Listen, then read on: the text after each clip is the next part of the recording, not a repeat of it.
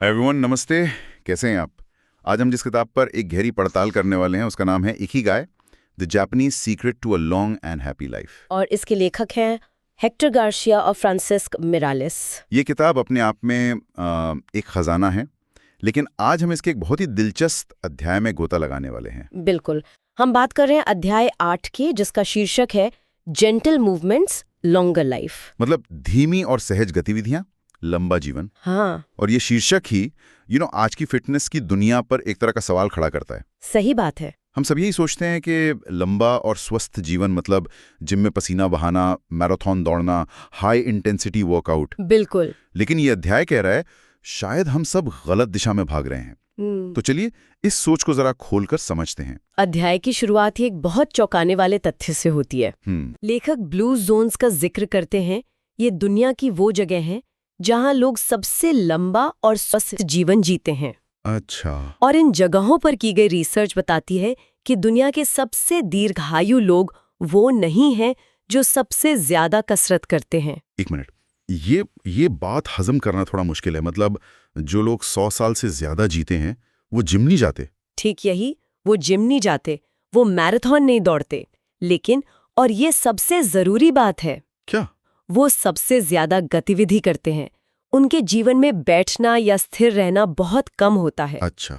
वो लगातार चलते फिरते रहते हैं। कसरत एक इवेंट है जो आप दिन में 1 घंटा करते हैं, लेकिन गतिविधि एक जीवन शैली है जो आप हर पल जीते हैं।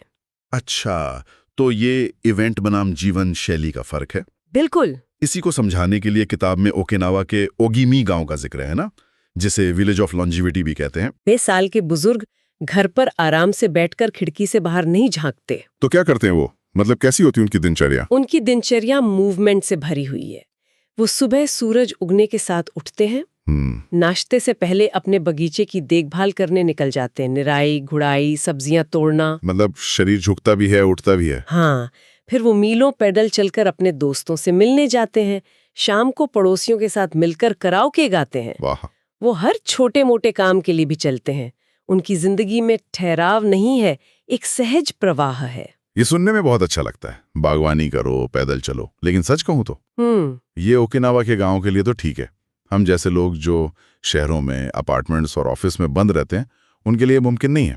ये एक बहुत बड़ा चैलेंज है। दिन भर की मीटिंग्स के बाद शरीर और दिमाग दोनों इतना थक जाते हैं कि हिलने का मन ही नहीं करता। आपने बिल्कुल सही नस पकड़ी है, किताब भी यही कहती है। अच्छा। जब आपका वातावरण आपको प्राकृतिक रूप से मूवमेंट नहीं देता तो आपको उसे अपनी दिनचर्या में जानबूझकर शामिल करना पड़ता है। और यहीं पे शायद वो पूर्वी तकनीकें काम आती हैं। बिल्कुल, यहीं पर योग, ताई ची और चीगोंग जैसी सदियों पुरानी तकनीकें काम आती हैं। ये सिर्फ शरीर की कसरत नहीं है, ये उसे कहीं ज्यादा है। हाँ, ये शरीर, मन और आत्मा के बीच संतुलन बनाती है। किताब में एक बहुत ही खास जापानी एक्सरसाइज का भी जिक्र है, रेडियो ताइसो। ये क्या है? क्योंकि ताइसो शब्द का जिक्र तो है पर समझाया नहीं गया था। रेडियो ताइसो जापान की संस्कृति का एक बहुत ही मजेदार हिस्सा है। सोचिए, ये एक्सरसाइज दशकों से हर सुबह रेडियो पर प्रसारित होती आ रही है। हर सुबह रेडियो पर? हाँ, ये बस कुछ मिनटों की बहुत ही हल्की फुल्की वार्म अप जैसी एक्सरसाइज है। इसका मकसद शरीर के हर जोड़ को धीरे धीरे जगाना है। तो सब लोग साथ में करते हैं? हाँ, जापान में बच्चे स्कूलों में, कर्मचारी ऑफिस में, सब एक साथ रेडियो की धुन पर इसे करते हैं। वाह, तो ये एक तरह से पूरे देश का एक साथ वार्म अप करने जैसा हुआ। एग्जैक्टली। ये इस बात का बेहतरीन उदाहरण है कि कैसे मूवमेंट को अपनी संस्कृति का, अपनी रोजमर्रा की जिंदगी का हिस्सा बनाया जा सकता है, ना कि एक अलग से करने वाली चीज। बिल्कुल, ये आपको दिन की शुरुआत के लिए तैयार करती है। ओगिमी के 100 साल के बुजुर्ग का जिक्र है जो कहते हैं कि वो कुछ भी भूल जाएं, सुबह उठकर अपना ताइसो करना कभी नहीं भूलते। चलिए अब उन तकनीकों पर आते हैं जिनका जिक्र ज्यादा होता है, जैसे ताई ची। ये नाम तो बहुत सुना है, लेकिन ये असल में है क्या? किताब इसके बारे में क्या खास बताती है? किताब ताई ची के कुछ बुनियादी सिद्धांतों पर रोशनी डालती है जो सिर्फ एक्सरसाइज के लिए नहीं बल्कि जीवन के लिए भी बड़े गहरे सबक हैं। जैसे एक सिद्धांत है, शरीर की ताकत से ज्यादा मन की चपलता को महत्व दें। ये सुनने में बहुत गहरा लगता है। इसका रोजमर्रा की जिंदगी में क्या मतलब हुआ? क्या इसका मतलब यह है कि हम कैसे चलते हैं ये इस पर निर्भर करता है कि हमारा दिमाग कितना शांत और फोकस्ड है? बिल्कुल। सोचिए, जब आप तनाव में होते हैं या जल्दबाजी में होते हैं तो आपके कंधे कैसे अकड़ जाते हैं। हाँ, और चाल भी तेज और बेढंगी हो जाती है। सही। ताई ची सिखाता है कि पहले मन को शांत करो, मूवमेंट अपने आप सही, सुंदर और संतुलित हो जाएगा। ये सिर्फ एक एक्सरसाइज नहीं, एक तरह का मेडिटेशन इन मोशन है। और एक और सिद्धांत का जिक्र है कि अपनी कमर को रिलैक्स रखें और उसी से शरीर को गाइड करें। मतलब मूवमेंट का कंट्रोल सेंटर हमारी कमर होनी चाहिए, न कि हमारे हाथ पैर। हाँ, क्योंकि जब आप अपनी कोर या कमर से मूवमेंट शुरू करते हैं तो आपका पूरा शरीर एक इकाई की तरह काम करता है। उसमें एक फ्लो होता है। हाँ, एक प्रवाह होता है। किताब में एक और सिद्धांत है कि ऊपरी और निचले शरीर को एक साथ काम करना चाहिए, और सबसे जरूरी, क्या? मूवमेंट के फ्लो को टूटने ना दें। उसमें एक तरलता और सामंजस्य बनाए रखें, जैसे पानी बह रहा हो। अच्छा, तो ताई ची और चीगोंग, ये दोनों नाम अक्सर साथ में लिए जाते हैं। इनमें मुख्य अंतर क्या है? किताब के मुताबिक चीगोंग का फोकस किस चीज पर ज्यादा है? ये बहुत अच्छा सवाल है। दोनों में धीमी गतिविधियां और सांस पर ध्यान देना कॉमन है। लेकिन चीगोंग का मुख्य उद्देश्य शरीर की जीवन ऊर्जा, जिसे चीनी भाषा में ची कहते हैं, उसे बढ़ाना और संतुलित करना है। जीवन ऊर्जा या ची, ये थोड़ा रहस्यमयी लगता है। इसे कैसे समझें? इसे ऐसे समझिए कि हमारा शरीर सिर्फ हड्डियों और मांसपेशियों का ढांचा नहीं है। ओके। उसमें एक ऊर्जा बहती है जो हमें जीवित रखती है। जब ये ऊर्जा कहीं रुक जाती है या असंतुलित हो जाती है तो हम बीमार पड़ते हैं। अच्छा। चीगोंग धीमी, कोमल गतिविधियों और गहरी सांसों के जरिए इन ऊर्जा के रास्तों को खोलता है। किताब में इसको लेकर सनसनियाओं का एक बहुत ही खूबसूरत कथन है।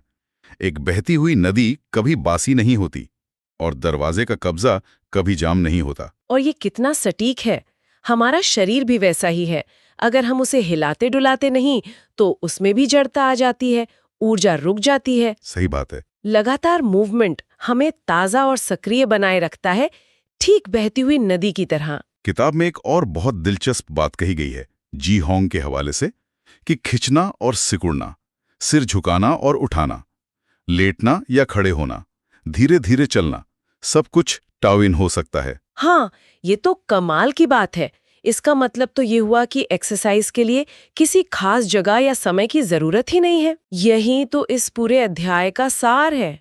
हम एक्सरसाइज को एक बहुत ही संकीर्ण नजरिए से देखते हैं। हम सोचते हैं कि जब तक हम खास कपड़े पहनकर जिम जाकर पसीना ना बहाएं तब तक वो एक्सरसाइज नहीं है। सही है। लेकिन ये पूर्वी परंपराएं हमें सिखाती हैं कि अपने शरीर के प्रति हर पल जागरूक रहना, हर मूवमेंट को ध्यान से करना अपने आप में एक एक्सरसाइज है। मतलब जब आप अलमारी से कोई ऊंची चीज उतारने के लिए शरीर को स्ट्रेच करते हैं। हाँ, अगर आप उसे ध्यान से और अपनी सांस के साथ तालमेल बिठाकर करें तो वो भी टाओइन है। इसका मतलब ये नहीं है कि जिम जाना बुरा है, बल्कि ये है कि हमारी सोच अधूरी है। बिल्कुल, हम एक्सरसाइज को एक इवेंट की तरह देखते हैं। 1 घंटा किया और फिर बाकी 23 घंटे एक ही जगह पे बैठे रहे।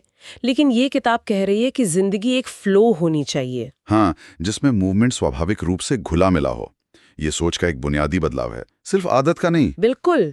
और इन सभी परंपराओं में जो एक बात कॉमन है वो है सांस के प्रति जागरूकता। राइट। शारीरिक व्यायाम और हमारी सांसों के प्रति सजगता, जब ये दोनों मिल जाते हैं तो हमारी चेतना हमारे शरीर के साथ जुड़ जाती है। और शायद यही सबसे बड़ी बात है। हमारा दिमाग अक्सर या तो भविष्य की चिंताओं में या अतीत के पछतावे में भटकता रहता है। लेकिन जब हम अपनी सांसों पर और अपने शरीर के मूवमेंट पर ध्यान देते हैं तो हम वर्तमान में आ जाते हैं। एकदम सही। दिमाग को रोज की चिंताओं के समंदर में भटकने से एक लंगर मिल जाता है।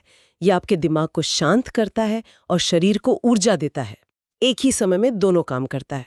तो अगर हम इस पूरे अध्याय को समेटें तो सबसे बड़ा संदेश क्या है? क्या हमें अपनी जिम की मेंबरशिप कैंसिल कर देनी चाहिए? नहीं, बिल्कुल नहीं। अगर आपको जिम जाना पसंद है तो जरूर जाइए। अच्छा। लेकिन उस 1 घंटे के अलावा बाकी 23 घंटों के बारे में भी सोचिए। संदेश ये है कि लंबी और स्वस्थ जिंदगी का राज सिर्फ इंटेंस वर्कआउट में नहीं, बल्कि लगातार दिन भर होने वाली हल्की फुल्की गतिविधि में छिपा है। एग्जैक्टली। यानी हमें अपनी दिनचर्या में मूवमेंट को शामिल करने के नए नए और क्रिएटिव तरीके खोजने होंगे। लिफ्ट की जगह सीढ़ियां लेना तो बहुत सुना है, लेकिन शायद उससे भी आगे बढ़कर सोचना होगा। हाँ, जैसे फोन पर बात करते हुए टहलना। हाँ, ये अच्छा है। अपनी चाय या कॉफी बनाने के लिए उठकर किचन तक जाना, न कि मशीन को अपनी डेस्क पर रख लेना। हर घंटे में बस 2 मिनट के लिए उठकर स्ट्रेच करना। बागवानी करना, चाहे वो बालकनी के गमलों में ही क्यों ना हो। बिल्कुल। ये छोटी छोटी चीजें मिलकर एक बड़ा फर्क पैदा करती हैं। और शायद इन गतिविधियों को बोझ की तरह नहीं बल्कि एक मौके की तरह देखना चाहिए। हाँ, शरीर को हिलाने डुलाने का, उसे जिंदा महसूस करने का मौका, यही इकिगाई का दर्शन है। अपने हर काम में आनंद खोजना। तो मूवमेंट भी एक काम नहीं, एक आनंद बन सकता है। तो ये थी इकिगाई किताब के 8वें अध्याय की एक गहरी पड़ताल, जो हमें सिखाती है कि कैसे जोर जबरदस्ती से नहीं बल्कि सहजता और कोमलता से हम एक लंबा और स्वस्थ जीवन जी सकते हैं। यह हमें याद दिलाता है कि अपने शरीर के साथ कोमलता से पेश आना और उसे लगातार मूवमेंट में रखना कितना जरूरी है। शायद लंबी उम्र का राज करने में नहीं बल्कि होते रहने में है, एक सतत प्रवाह में। और इसी सोच के साथ हम आज की बात खत्म करते हैं। जरा सोचिए, आज अपनी जिंदगी में कौन सी एक छोटी सी सहज गतिविधि जोड़ी जा सकती है जो ठहराव से प्रवाह की ओर ले जाए। चलो मिलते हैं अगले अध्याय में। तब तक पढ़ते रहिए, बढ़ते रहिए।